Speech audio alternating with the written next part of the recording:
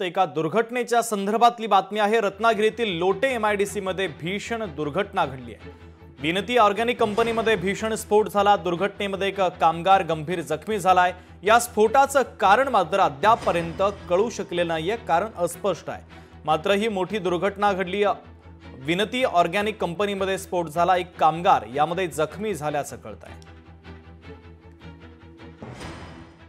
कारण जे आता इथे इन्सिडेंट घडलेला आहे तो त्यांच्या कुटुंबातला एकुलता एक मुलगा आहे।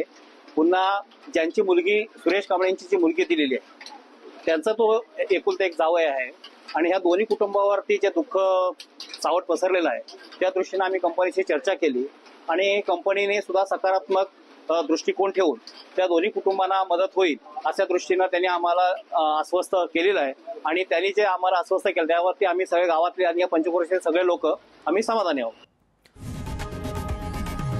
लोकशाही मराठी ऐका, पहा, जागरूक रहा।